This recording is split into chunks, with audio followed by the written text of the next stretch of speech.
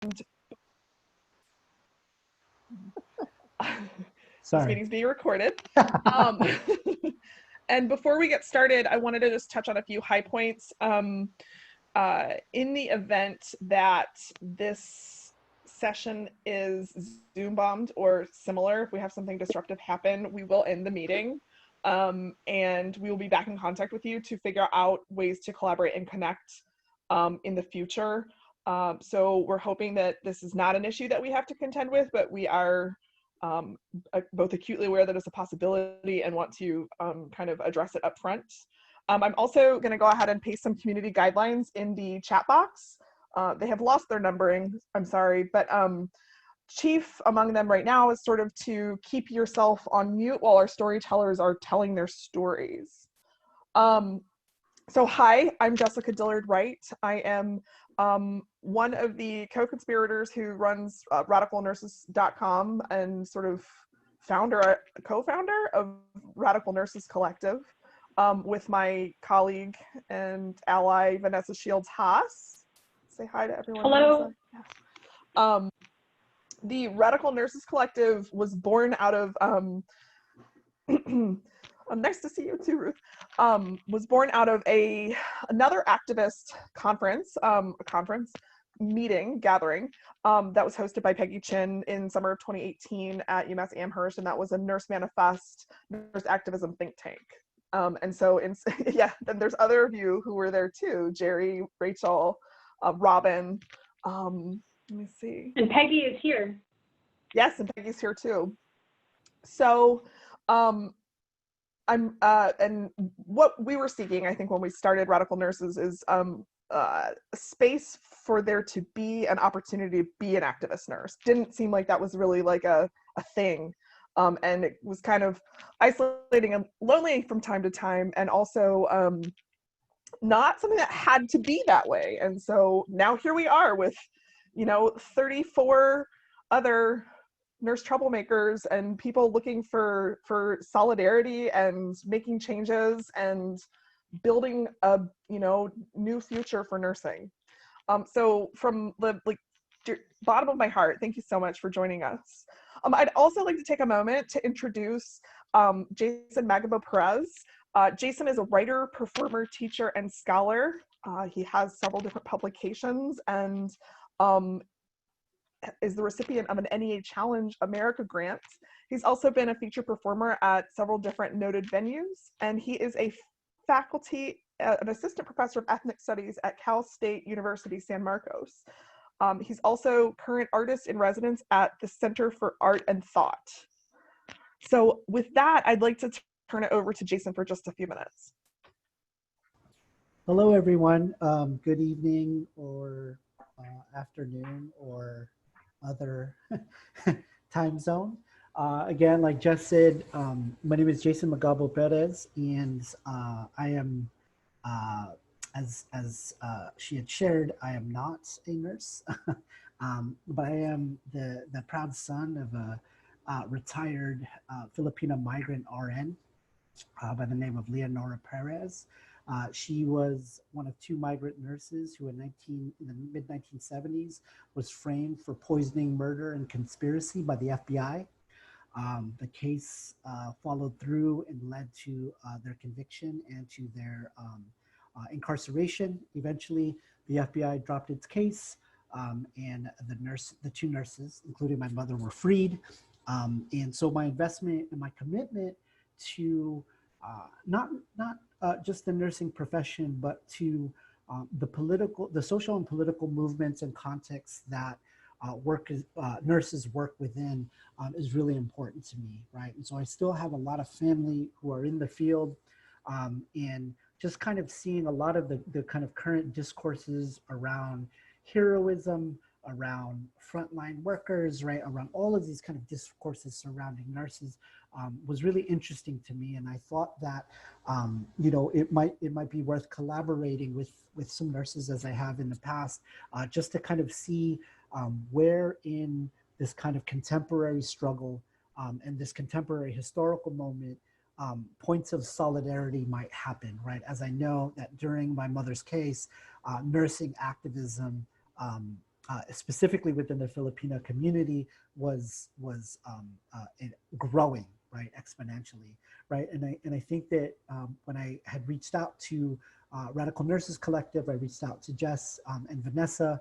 We had some very inspiring conversations and some inspiring ambition to kind of start facilitating some collaborations, right? And kind of one of the things that we came up with was something very humble in the form of a story circle, right? And story circle, as we know, for many of our communities, oral history and talk story are incredibly important, right?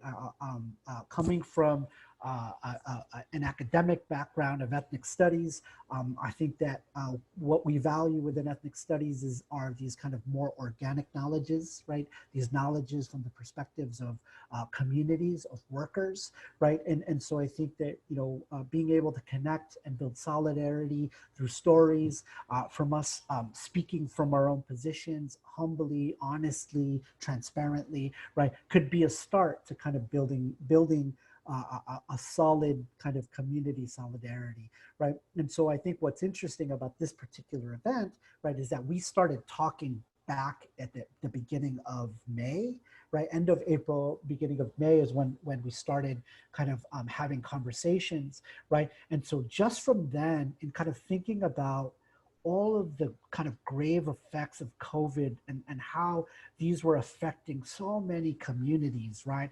Working communities, folks who were out of work, et cetera, and what role and what the discourse around nursing was at that particular moment, right?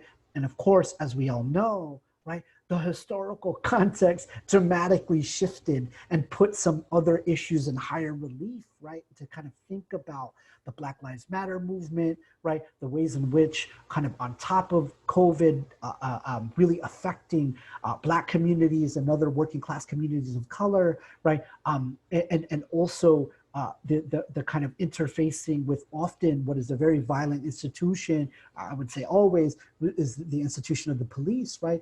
And so knowing that, right, and knowing that we just had I'm currently calling in from San Diego, Kumai Island. And so we just had a caravan last Saturday, a Black Lives Matter caravan last Saturday. And in our alley were kind of folks who are volunteering their time to serve as like medics, to serve to giving care and things like that, right? And so I think like these are the kinds of experiences and discussions we want to start with this particular event. And so I'm really happy to be working with Radical Nurses Collective, and our hopes is that this just becomes a space that we can come back to share our stories and hopefully build towards futures and really you know, for it's not my space, right? I'm just here to be in solidarity with you all. So I really appreciate all of our speakers for joining us today. Patrick, Shena, Jerry, Robin, and Anna. I'm really, really grateful that you have agreed to come on and share some of your stories, and hopes that it inspires some of the rest of you to also come back to this space and maybe share your stories. Right? If I may jump in really quick. I'm so sorry, Vanessa. I just want to give a quick shout to also to Nursing Mutual Aid. Many of the like sort of core organizers are here too, and I think that there's a way in which this is also connected to that effort.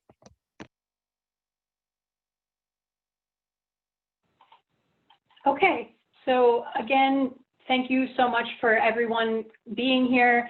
I'm just going to let you know a little bit about the flow. So I'm going to introduce a storyteller, and they're going to have about 6 to 8 minutes to tell their story. And then I'll introduce the next person as we move through.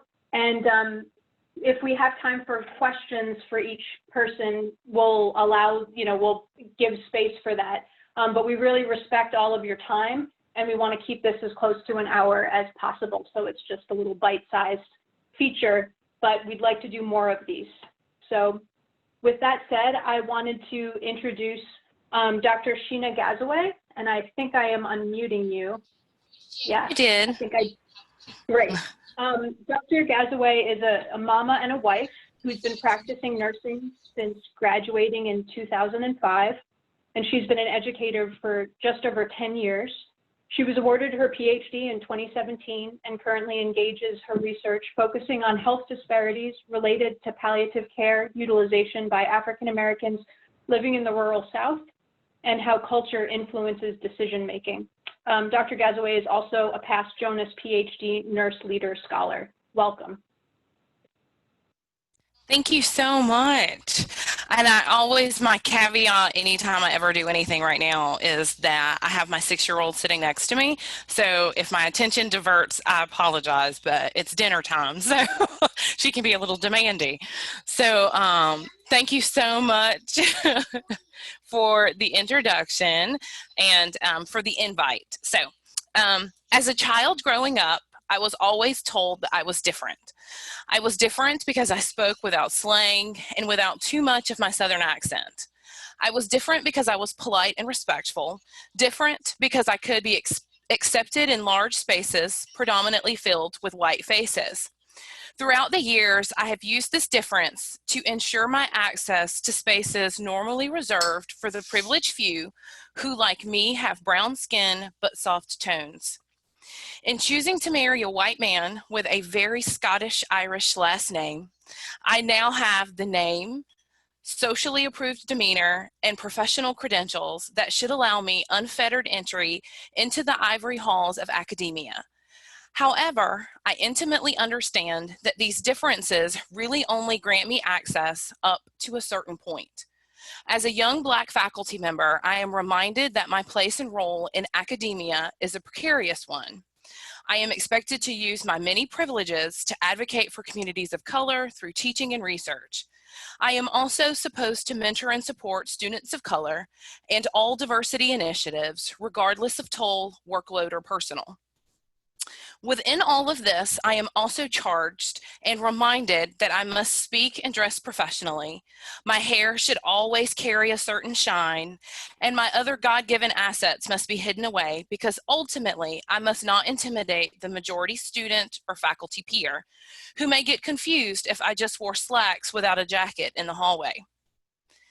This is the remarkable part of my role as a nurse in current times. I embrace many of these charges. I am charged and poised to advocate with my largest assets, which are my voice and my pen. I use these assets to advocate without apology for the community for which I belong. A full community of brown and Black mothers, fathers, aunts, uncles, and other kinfolk who, like me, are the rural Black Southerner. My role is to educate young minds about the disparities my people face, and in the same breath challenge these same minds to think beyond risk, to have them reflect compassionately about equitable access and quality healthcare interactions. To move these students forward as nurses and nurse thinkers, it is my goal to have them understand that to address healthcare disparities, they must choose to support and hear the stories of the clients and the communities that differ from them. I hope I am teaching them through my own personal stories, how my mother remained in pain after surgery until Dr. Gazaway arrived, how the conversations with providers and nurses change for my own parents and family only when Dr. Gazaway enters the room. I am prayerful that I am teaching them to reflect on and appreciate the journey of brown and Black individuals as personal and unique. I am also choosing to use history to inform my current role. I use history to remind students that the court-mandated desegregation of hospitals occurred just in the mid-1960s, and that for decades afterwards, stories of discrimination continued. To drive that point home, I share that both of my parents were born in 1958 and were both born in Black-only hospitals in our small town. I ask these students to be empathetic as we, based on the facts presented to them, ask elderly Black and brown men and women to engage and trust providers who continue to address them without regard for their first names, without showing interest in their stories or their lives. I then issue my last challenge.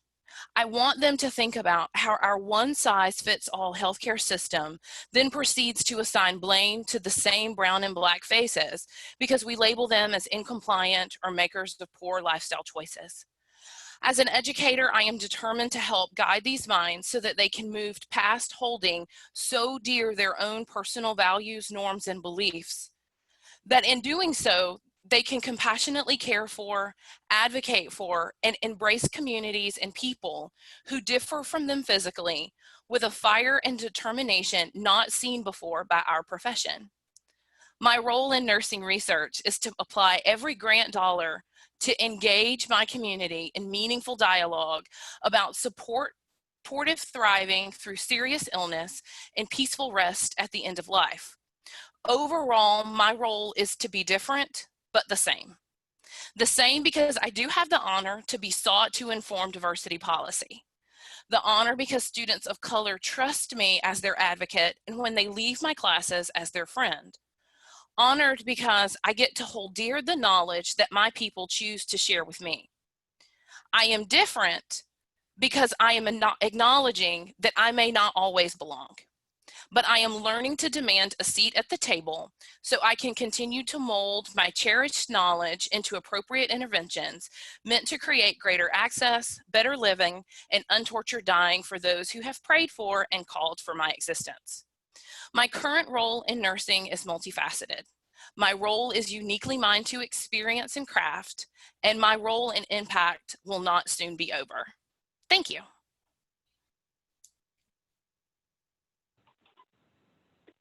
Thank you so much, Dr. Gazaway. And thank you so much for sharing this balance beam that you're walking on as a nurse and an educator and as a woman of color. We so appreciate that you're here with us and that, that you're sharing with us. And now I'm going to introduce Patrick McMurray.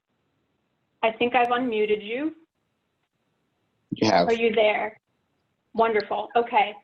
So Pat is a second-generation nurse from North Carolina who works clinically as an adult float pool nurse and as an adjunct faculty member teaching nursing pharmacology. Not everyone's favorite class, but No. maybe some of our favorite classes. Pat is passionate about community colleges and the access to education that they provide, and is a current graduate student at Western Governors University pursuing a Master's of Science in Nursing Education. Thank you so much for joining us, Pat. Welcome. No, thank you guys for having me. I'm so fortunate to be able to come here and be able to share my story and to learn from you guys as well. But of course, my name is Patrick, and thanks for the introduction. It pretty much tells you what there is to know about me. Like it was mentioned, I'm a second-generation nurse. I actually attended the same nursing school that my mom did, albeit 17 years apart. But I come from the rural Southeast in North Carolina. So I come from a very, your typical, far from rich Southern Black family. And I was raised by a lot of powerful women. Women were the primary driving force in my life. And they continue to be. They've been the most consistent role figures that I've had. So growing up, I was fooled into believing that I had a right to be whatever I wanted to be. And my mother raised me to have just as much entitlement as anyone else who didn't share my skin color, didn't share my life circumstances. And so I applaud her for what she did because she gave me the fire to be able to go on and continue. As I grew up, my mom became a nurse when I was about 7. And I wanted to be a nurse like her. That was the first thing I honestly wanted to be. But people told me, little boys can't be nurses. You're supposed to be a doctor. So in my 7-year-old mind, the next best thing to being a doctor was to be a nurse was being a doctor. So I lived under that almost tyranny of not being able to pursue what I wanted to for a while. In high school, as I came into myself, I kind of began to change and think about what I wanted out of my career. And even at 15, 16, I had the foresight, not because of myself, but because of other people in my life, to be able to kind of analyze what I wanted. I wanted a life where I could have a fulfillment in my job, where my life wouldn't be about work, but that my work would be fulfilling. And when I looked at the things I wanted out of life, I wanted to travel, I wanted to have flexibility, to have creativity, be able to see new things. nursing fit the bill. Like it just fit the bill for what I wanted. I liked that I could pursue my career in various steps, that it didn't have to be this long 12 or 8-year journey to be able to achieve a goal. And so unlike most people when they graduated high school, at 17, I enrolled in a community college instead of going off to a university like most people expected me to. I was accepted into a number of large schools. The most well-known among them was Cornell University, and I got a scholarship there. But of course, Cornell doesn't have a nursing program. So I decided to attend a community college, and I had people counseling me about the money I would save and that the valuable education I would receive. So I entered nursing school at 18, and I finished at 20 years old. I'm the youngest person in my class, and I graduate, and I'm excited to get into nursing. I flip back and forth between being an ER nurse and an ICU nurse, and I ended up going into the CVICU. And my first day of orientation, I'm excited about this new journey I have. I have plans of, going back to school and maybe becoming a nurse practitioner or a CRNA. But the first day of orientation, they tell me, all right, it's time for you guys to start thinking about your next step. And it kind of took me aback. I think about how I just got here. I went through a lot. I had to mature really fast. I always joke and tell people that one of the things that always made me question, what the way I did things is that at 20, I graduated, I was a nurse and I was working in a hospital. I could push deadly medications into someone's veins, but I couldn't go out and buy alcohol. So it was kind of an interesting circumstance for me. And then the first thing I hear in orientation is I get this sense of, it's not enough. You're not doing enough. You have to do more. And I knew that my associate degree program had a wonderful reputation. They had a long reputation of putting out nurses who do good work, who are capable, who are thinkers, and who are great people, people who advocate for their patients. And I was told that, I would get paid less money because I didn't have a bachelor's degree. And I was told that I was going to be limited in what I could do and what I could offer nursing because I didn't have a bachelor's degree. And again, I grew up in a household where I was told, no one can tell you what you can or cannot be or what you can and cannot do. And I had already enrolled at that point to complete my bachelor's degree, but it just irritated me that people, because of where I got my degree from and what type of degree I had, limited me and told me how limited I was or how inadequate my training was. And so I made it my aim to show them that associate degree nurses and nurses prepared at the community college level could do something, that they could be great. And so that's been the kind of trajectory of my career. I've changed and grown. I've gone from doing CVICU to doing travel nursing for about 1.5 years. I've worked in various ICUs. I've worked in chest pain centers. And now I do float pool, where I like to say I play in everyone's sandbox a little bit in the adult world. But what my career has taught me is that, indeed, I was right. An associate degree nurse can do anything. They can be more. They have a lot to offer. And what I learned is that I can both appreciate the benefits that come with having a higher degree, but at the same time, not believe, fall into the belief that it's solely because of the degree that makes me a better nurse or that makes me a better person. But rather the experiences that that I get in relation to getting more education and coming in contact with people. I'm now in graduate school, and as it was said, I'm a big advocate of the community college and community college educated nursing education programs, because the reality is they provide a lot of access to people who look like me, people who are single parents, people who just went through a divorce and they don't know what to do, people who are in the military and feel forgotten and unheard, and people who come from all walks of life who the traditional pathway wouldn't work for them.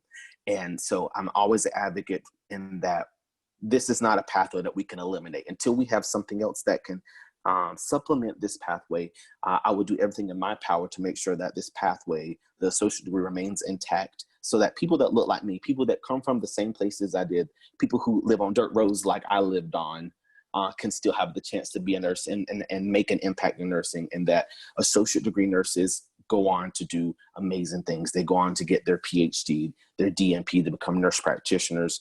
And we have a lot to offer.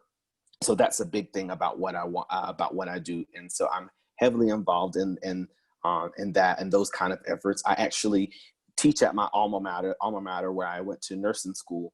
Now that's where I ended up teaching as adjunct, and with the opportunity to maybe teach full-time in the future, I want to show other people, just like my mom showed me, to have the audacity to believe that you belong in other places, regardless of where you started, that you belong in these places. You belong as dean of a university nursing program. You belong as president as a health system. I want to give other people that same audacity that my mother gave me.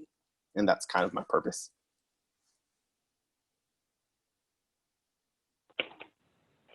Thank you so much, Patrick, for sharing your story and for being an advocate for what you explained is an incredibly contentious issue in nursing, and people get incredibly passionate about it.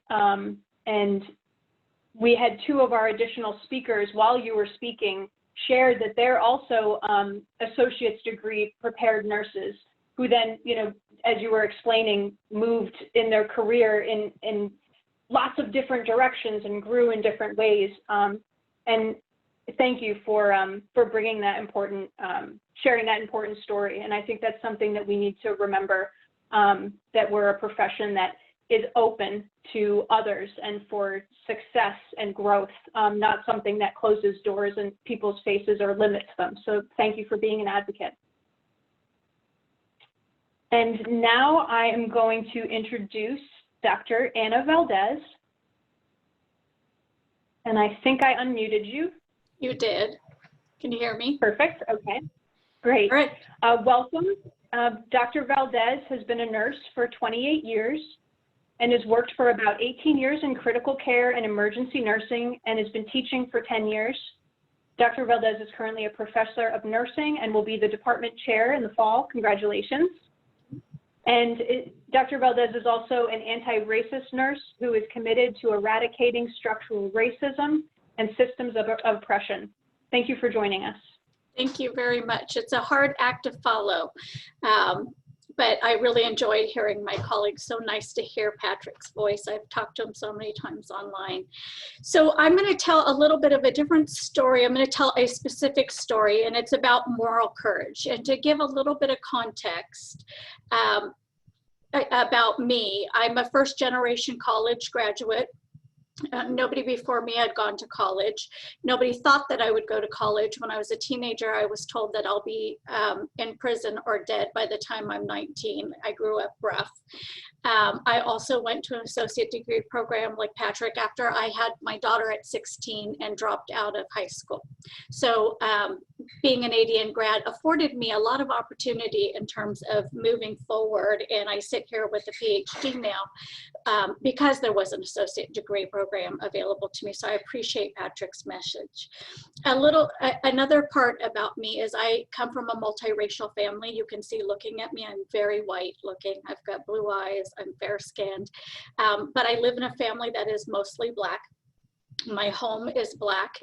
My lens is often, for that reason, Black and Hispanic, because that's the family I've grown up with, but it's not my appearance. And so it's always been kind of a strange fence for me to straddle, of not wanting to be disrespectful to my Black community in seeming as though I am representing what they experience, because I don't. I walk freely in white spaces. I breathe freely in white spaces.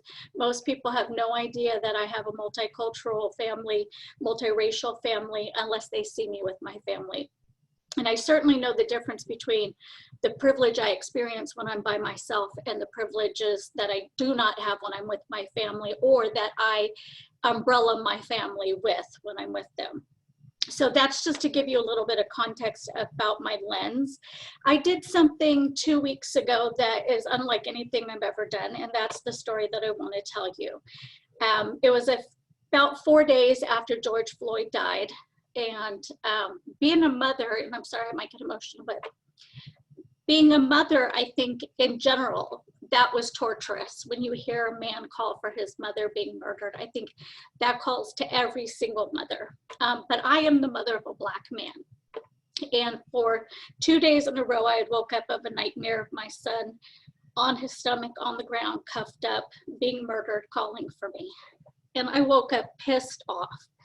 On May 29th, I was livid, and I pulled up my work, and the college, one of the colleges I worked at, two of them had made some statements, but one of them, a community college that really proclaims itself to be multicultural and really invested in equity, there was nothing except for silence.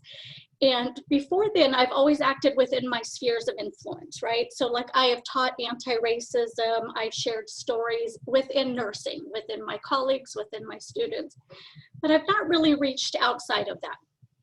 And you know, what I would describe what I did as moral courage, but it's not a pat on my back. I was really pissed off. I just didn't give a shit that day.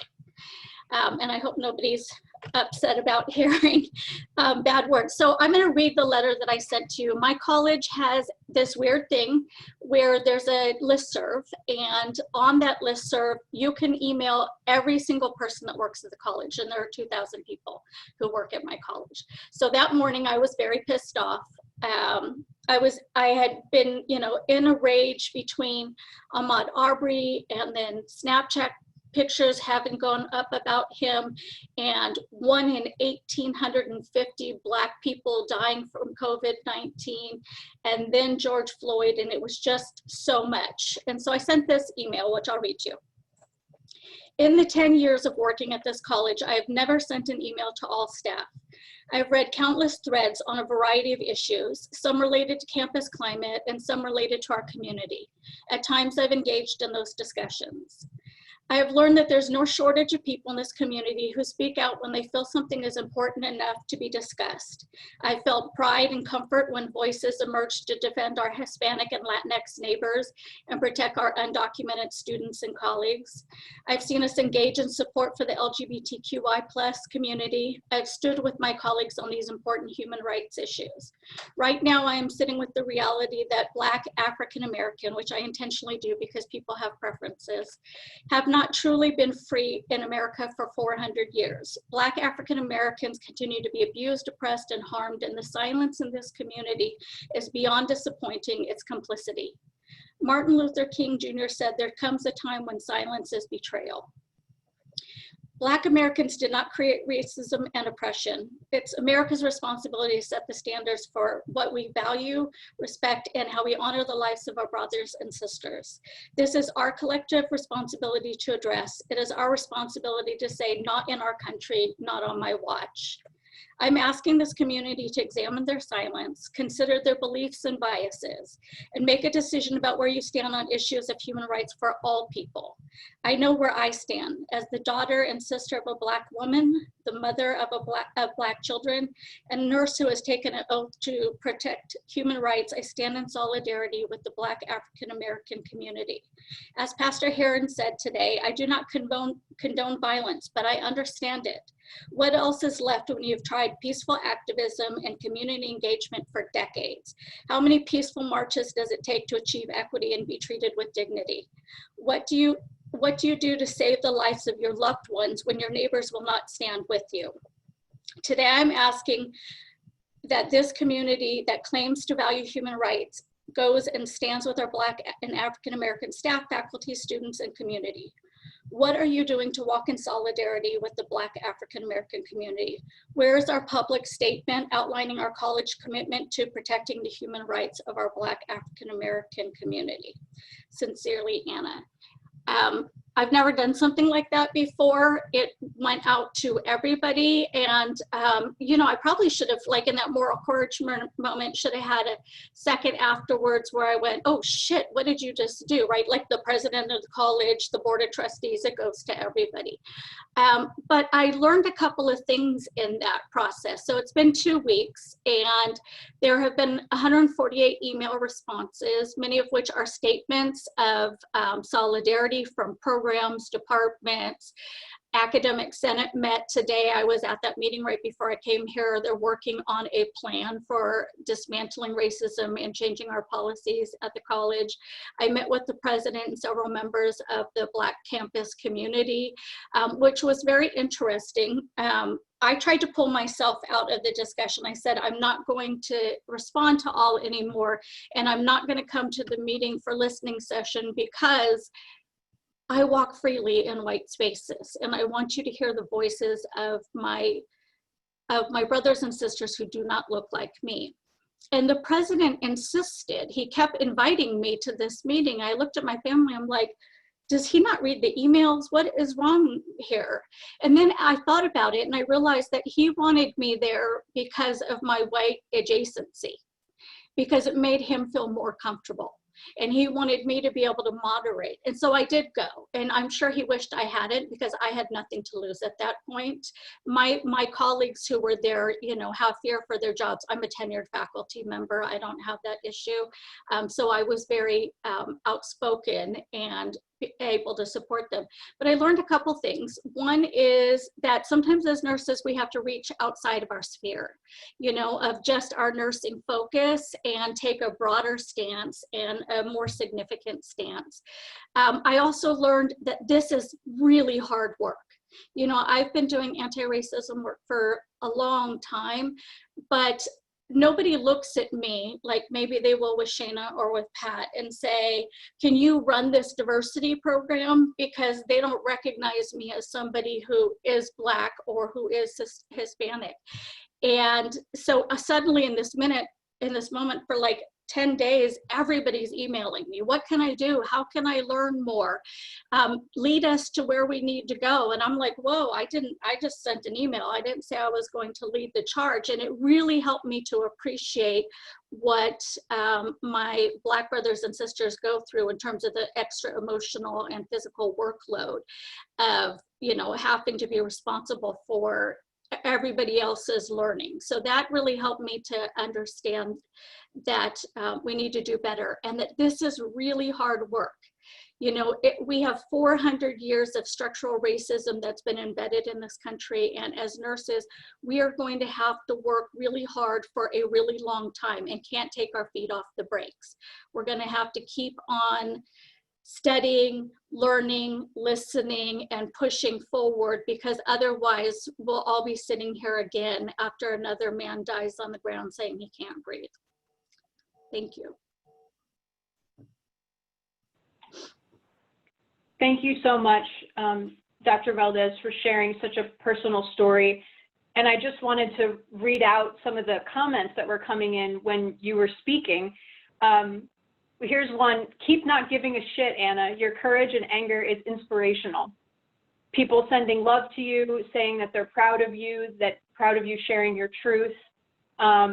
And I wanted to say this importance of activism, of pushing against power structures that seem almost intractable, and the bravery that takes, and the courage, the moral courage, certainly.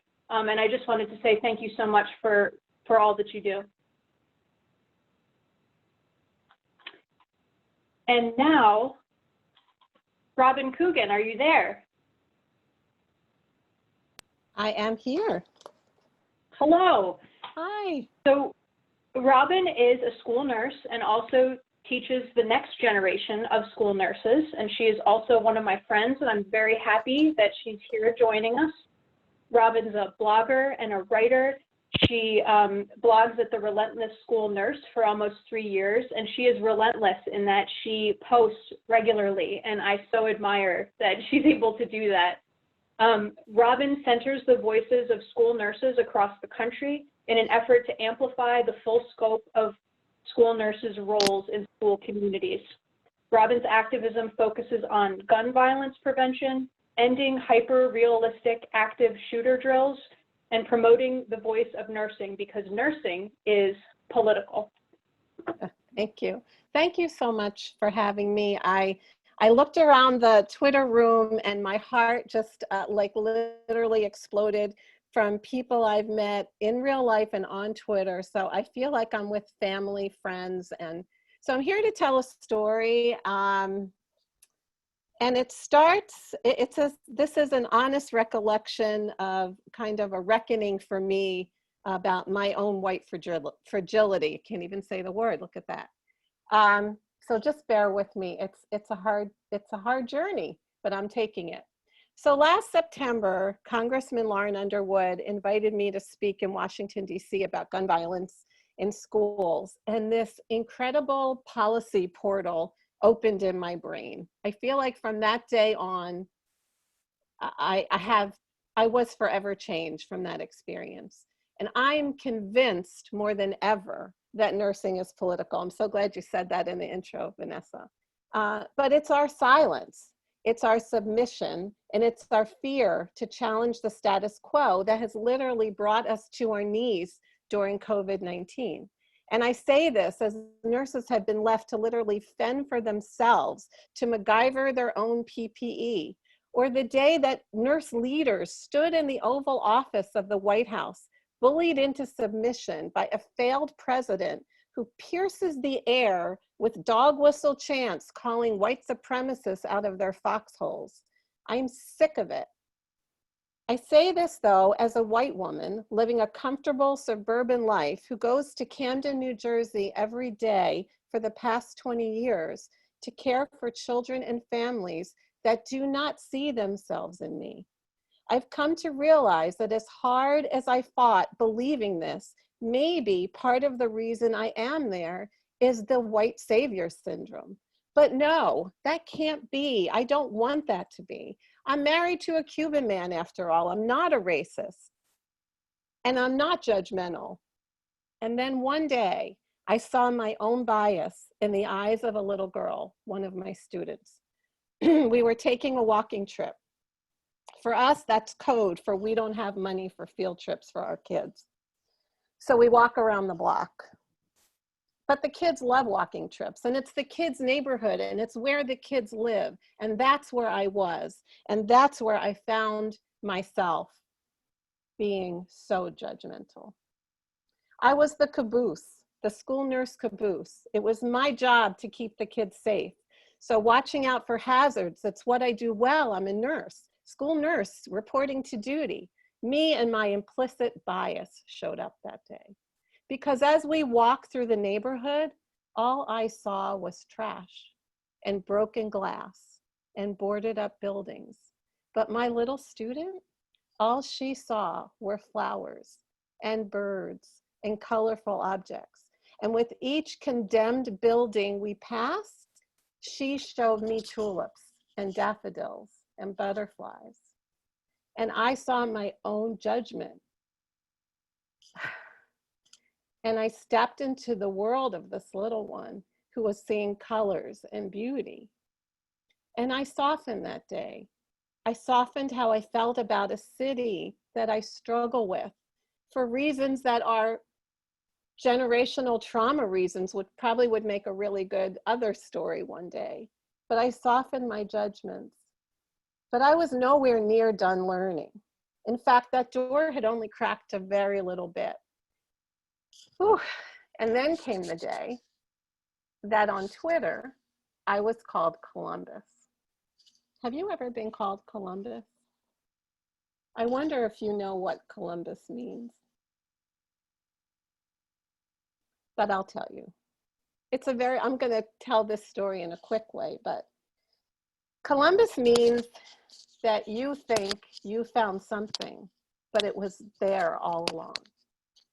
And the person who called me Columbus had every right to call me that. We were in a conversation about doulas, about Black doulas. And I, in my excitement to talk about something that I knew nothing about, shared about a program that was happening in New Jersey to educate Black doulas in Camden, the city where I work. And I was so excited to share this information, except I was telling a group of Black nurses about something that they had all the history of and I had no knowledge of. And I was called Columbus and I didn't know what it meant. I knew it wasn't good. I knew I had crossed a boundary. I knew that something really challenging had happened, but I didn't want to disrespect anyone. So I excused myself from the conversation and I said, I mean no disrespect. I'm not quite sure what just happened. And I got off Twitter. And then someone private messaged me and she explained to me what Columbus meant. And she said to me, you need to take a look at this. You need to look at your part and you need to find out what it means for yourself. That's the work. It took me a really long time to not be fucking pissed off because I work in Camden and my husband's Cuban and I take care of children that don't look like me. And my white fragility was all over the place. I had never even heard that term. But it took me, and one of the people that took me from the ledge that day, Barbara Glickstein, I know that you're in there somewhere. I reached out to my dear Barbara and Paula Cogan because I needed someone that I felt safe to admit my embarrassment and my horror at myself and my anger. I was really struggling with, am I Columbus? Do I have white fragility? Aren't I anti-racist? Who am I? It kind of made me question everything. And it's taken, look, I'm still charged up about it. It's been like a year, I think. It happened last year.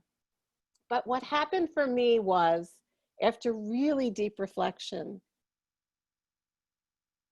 the person who said that to me was 100% right. I was Columbus. I entered a conversation about something I knew nothing about and believed that I had this incredible information to share without knowing the history. You know, we need to know history. And we need to know our nursing history. And we've really done a shitty job at teaching nursing history, haven't we? So after a year of recovering from my white fragility, no, it wasn't even that long. I mean, I'm still working on it. I decided to take a stand, and my stand was to no longer complain, but be that person that brings the information to my students, because part of what I do is teach school nursing. So I took the book White Fragility because I was all into my white fragility, and I had my students read it as a book club. And we did it in a way that was a peace circle. And I had a facilitator come because I knew it was going to be a challenging conversation. And I saw student by student by student by student have the same exact reaction after reading that book that I had when I was called Columbus. And I said to them, they were really angry. And I said to them, this is a hard conversation, but I promise you, if you do the work, when we see each other 6 months from now, a year from now, I think you'll have I think you'll say to yourself, that was an important moment. And maybe that door for them will open a little bit too. So this year, I'm moving on to how to be an anti-racist. And I feel like that's my way to educate, because I need to learn as well. And I thank the person and I honor the person who called me Columbus. Thank you.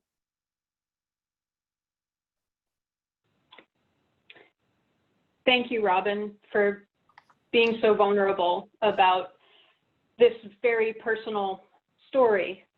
I think that a lot of us have our Columbus moments among the white population here grouping that we're sharing this space with, and recognizing the feelings that it brings up and then being able to identify where they go, understanding implicit bias and white fragility and white supremacy and how it manifests, and then learning about anti-racism and talking to other white people about race and racism is just so incredibly important. And to bring that into a nursing school it's a lifesaver. It will save people's lives. So please keep doing what you're doing. And I'm getting emotional now. And thank you for being here with us. And now I'm going to unmute Jerry. Jerry, are you with us? Yes, I am. Hi. Hello. Jerry is another friend from the nursing activism think tank in Massachusetts a couple years ago. And I'm reading, these are his words. I'm not calling Jerry names. Jerry's an old white guy nurse since 1976 who has always been fascinated by death. Jerry married his best nursing educator. She changed his life, and death did them part. Jerry has been blocked on Twitter by his professional organization, HPNA, and he has been blocked by the CEO of the Hospice Industry Trade Group, NHPCO. Welcome, Jerry. Well, thank you. Thank you very much. This is an amazing event. I mean, it's wonderful to see faces and hear voices that, you know, usually I just interact with 240 characters at a time. So picture this, I'm sitting across the table of like this really pissed off nun. I mean, she's having none of it. She's looking at me, and she didn't say the words, but because she was a nun, but she basically, her point was, who the fuck do you think you are? Step back a minute. Going to nursing school was not a well thought out plan. I went to a competitive boys high school, college prep, and never really kind of plugged into the plan there. A kind of chronic underachiever, I guess, a little adolescent ennui and maybe a lack of guidance. But my best friend's mom, and I hung out at their house all the time. She was a nurse, and she'd worked in the OR, she had worked for the VNA, and now she was working for the hospital, but doing Medicare chart reviews, audits. And I thought, you know, she's done some interesting stuff. She's got a good paying job. I'll go to nursing school. I'll always be able to find work. And so that's why I was sitting across from this nun who was having none of it, because it was April. I was graduating in a month. And, you know, of course, the incoming class was starting in September. And she's like, we closed out the class last December, and we've got a waiting list. Who are you to waltz in here weeks from graduation saying, hey, I want to go to nursing school? So the interview did not go well. I don't remember what happened afterwards. I really don't remember the drive back home. I don't know if I was like figuring out my plan B, or if I was panicking, or if I didn't care, or what.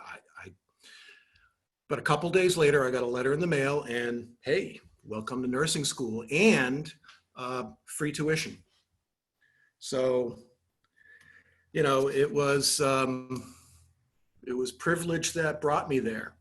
I was one of 3 guys in a 55-person class, and one thing I can tell you about freshman year in that diploma program is we had a bloody Tuesday when about 20 classmates were just out the door, you know, one after the other, getting called into the office. And then, so I remember that from freshman year. I can also remember the sound of a stainless steel bedpan going into the hopper, and that kind of gross feeling that it's like, yeah, I haven't been sprayed, but this feels like a dirty place. It was an interesting experience getting through the 3 years, and I guess what I can tell you is I can't imagine what my life would be if that angry nun had, you know, gotten her way. I never met her again. She wasn't on faculty when I came in the fall. I don't even remember her name. But, you know, to play that game of how different would your life be if I wouldn't have a role, a profession, kind of a structure for my life, I wouldn't have met my wife. And so I really can't imagine how I wouldn't be here, right here. without that. So, I think the preference and privilege, the challenge is like, okay, leverage that. How can you leverage that for the advantage of somebody else? So that's the challenge. That's been the challenge. That's been the realization. I can say that from 1976 until 2006, I did not have a Black nursing colleague. I don't remember one. And it wasn't until I went to, I got my job in Boston at the big wicked hospital, on a 20-bed specialty intensive care unit with about 120 staff. I had one Black colleague. Now I'm working with a community-based hospice agency that, for a lot of reasons, I'm really proud to be associated with them. One reason is that a little less than a year ago in our staff meeting, nursing staff meeting, the director said that, we don't honor requests to change staff, requests coming in from patients and families to change staff when those complaints are based on the staff person's appearance, on their color, on anything about them, because we've got a pretty diverse staff. And the agency just won't do it. Certainly issues related to incompatibilities and stuff is one thing, but when complaints come in of, I don't want a Haitian aide or something like that, the agency says, yeah, we can't help you. We hire really good people. That's why we send them to you. That's why they're working with us. And that's kind of it. So I'm in awe of that. I'm not a part of articulating that, but I'm really glad to be a part of that. The other, I guess, thing that, I do have more diverse work colleagues than I have in the past. And so here's one story of one of my nursing colleagues. I'll call her Jay. I came out of the field on March 20th. My age and some medical conditions kind of put me at high risk. I was going into facilities, assisted living facilities and nursing homes. And so I came out of the field. And so I handed off my patients to several colleagues. And one of them was this woman at a facility. And I kind of kept in touch. I read notes. I also still had some contact with patients and families by phone. I'm kind of a peer support person now. I'm the Widows Club welcome. I'm the welcoming committee to the Widows Club now. And so I've been able to keep on medical records and keep kind of following the stories. And I learned that this patient, this woman in a facility had died, and that Jay had picked her up. So I was looking at her notes, and there was a note of a conversation that she had where she looked at the patient who was quiet, who was with it, but quiet and really tired. I think that's the picture that I always had, was tired. And she talked about this conversation that she had with the woman, and where she asked her, are you tired? And are you tired of being here? And, that was the note. So we had team, and part of team is reviewing recent deaths. And hers was one. And so they started talking about it. And one complicating factor was this patient had been handed over after having this conversation with my colleague, Jay, was handed over to the COVID team because we also have a group of clinicians who just see patients who are admitted because of COVID or patients who've tested positive for COVID. So this woman who had been passed amongst several of us over a period of time was now in the hands of some other clinicians in our group. And she died very quickly. She died probably like 36 hours after being part of that team. So when the discussion of her death came up, the presenting nurse was a nurse from the COVID team. And she said, I didn't know this woman very long, and kind of described the trajectory. So I was able to step in and say, well, I read Jay's note, and here was this conversation. And I wasn't sure if Jay was on team because she's out in the field and sometimes they can't attend, but she was able to step in and give us more detail about that conversation and about that interaction. And others on the team were able to appreciate what she did in that conversation, that as the chaplain observed, you know, you opened the door and you gave her permission. And so I guess I kind of wrap up the story with just the idea that, you know, it wasn't like, hey, I did a great thing by pointing out this conversation that they had. I felt it was important to point it out, and I'm glad she was there to kind of take it from it. But what I'm most grateful for is to be in a place and to be with colleagues who function at that level, who can have those kinds of conversations with people and have it really mean something and have it work.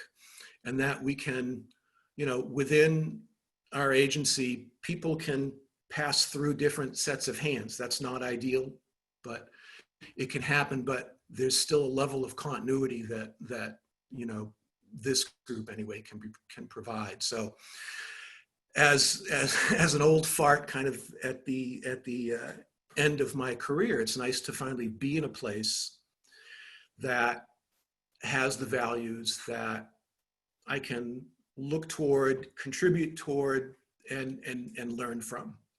So I'll leave it there. Thanks.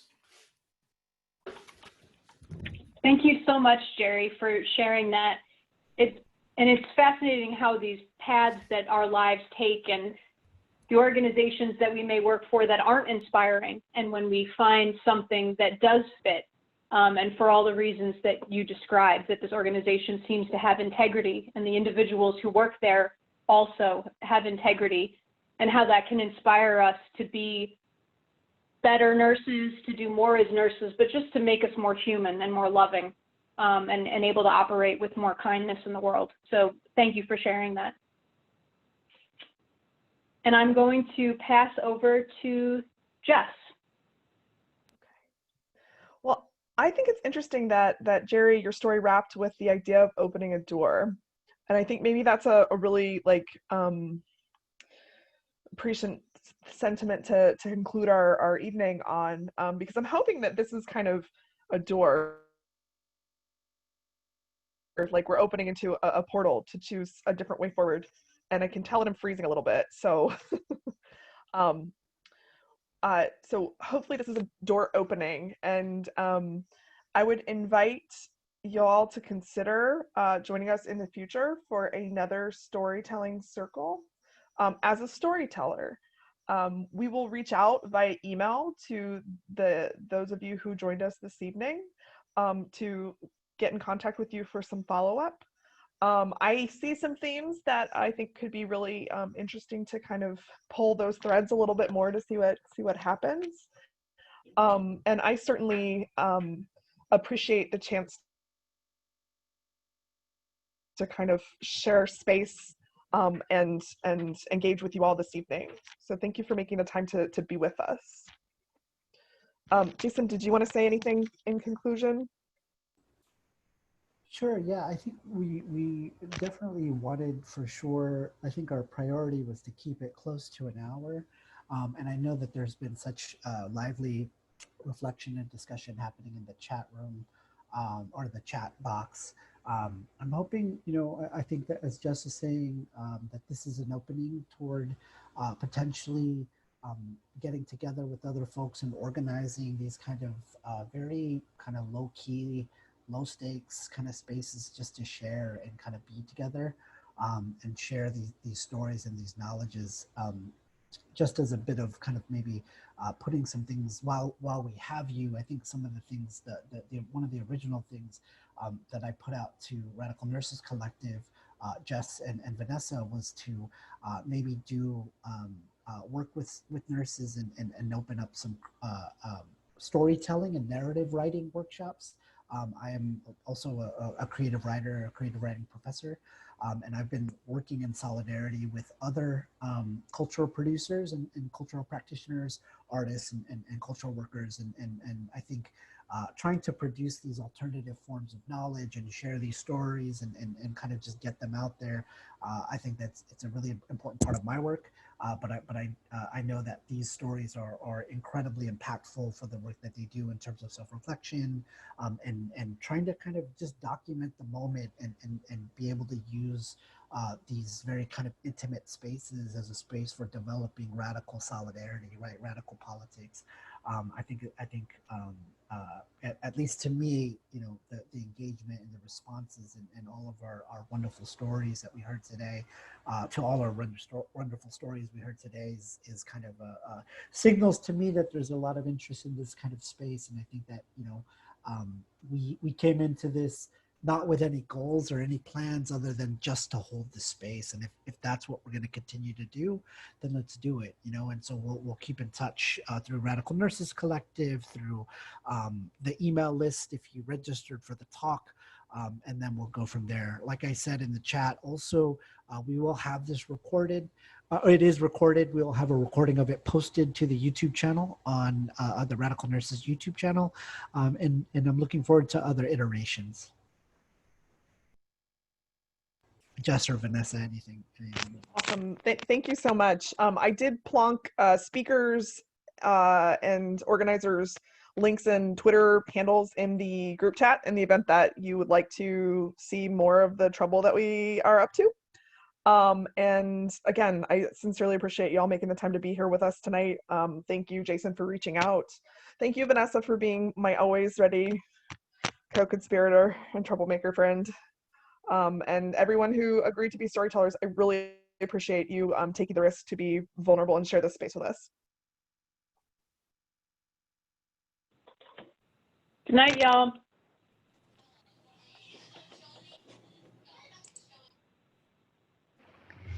Good morning from Australia. Oh, Thank good morning. you. Thanks for joining us.